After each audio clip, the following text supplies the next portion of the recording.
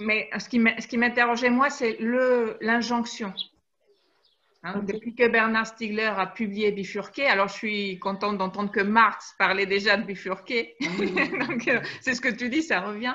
Aujourd'hui, il y a l'injonction de bifurquer parce qu'on ne peut pas continuer comme ça et on doit bifurquer collectivement, individuellement.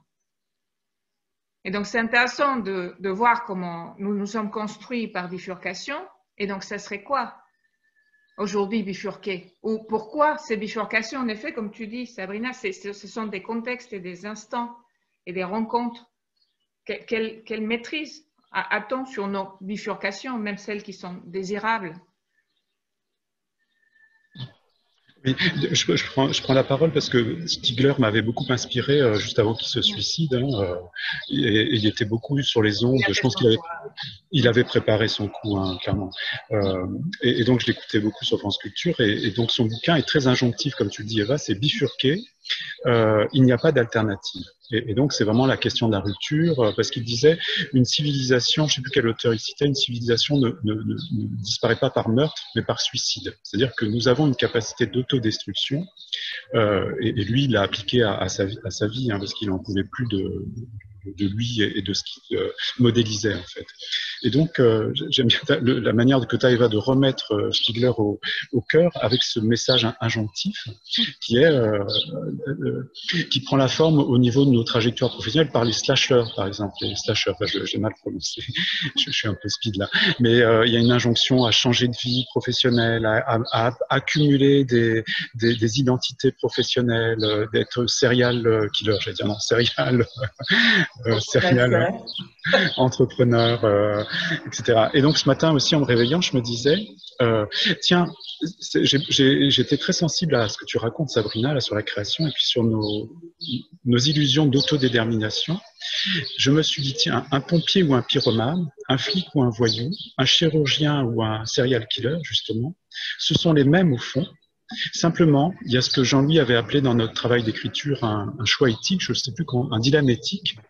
C'est qu'à un moment donné, nous allons prendre une voie qui est, plutôt que découper des organes sadiquement pour tuer, le chirurgien va socialement être accepté pour accomplir sa pulsion. Le pompier, même chose, c'est un pyromane déguisé. Voilà.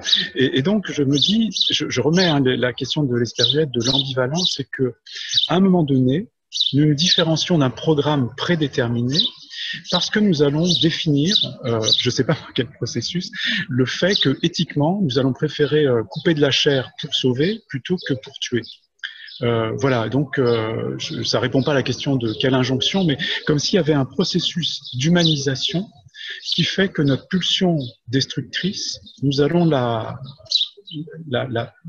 prendre en fait, la pacifier pour la mettre au service de quelque chose de voilà, de je ne sais pas quoi, enfin quelque chose de mystérieux. Je ne sais pas qu'est-ce qui fait nos choix au fond. Sachant qu'il y a les erreurs médicales, que voilà, ce que tu dis, c'est jamais complètement une voie choisie.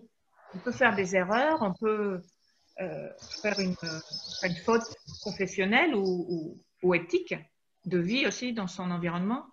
On n'est jamais à l'abri de tomber du mauvais côté. En même temps, Sabrina disait, et tu l'as repris Eva, c'est écosystémique tout ça, ça dépend du point de vue, je pense. Une erreur affublée, jugée de crime à un moment donné peut être vue dans un autre contexte. Je n'ai pas d'exemple là. C'est la jurisprudence qui va faire que... Aujourd'hui, par exemple, on attire beaucoup plus l'attention sur le fait qu'un pédophile, c'est avant tout une victime. Et je pensais à ça. Voilà. Dans son accompagnement, il faut laisser place à ça aussi. C'est pas le... Il y a un exemple plus cocasse, c'est la dame là, qui a fait tomber tout le peloton là, presque du Tour de France et qui a fait une erreur monumentale. Et on a demandé, ils ont dit elle a des insuffisances personnelles, ils ont appelé ça. Donc, oui, enfin, elle n'est pas bien psychiquement, quoi. Et donc, qu'il ne fallait pas s'acharner sur elle et qu'il n'y aurait pas de poursuite. Et donc, c'est toujours ça le problème. Et je me suis dit, tiens, on applique ça à cette dame, mais combien on a tous des insuffisances personnelles. Et qu'est-ce qui se passe quand tu fais une erreur qui porte à conséquence? Et on va dire, on fait rien parce que elle est dans son insuffisance, ou on l'abat et après on lui fera par la rééducation comprendre sa difficulté. Ça, c'est la société, ça.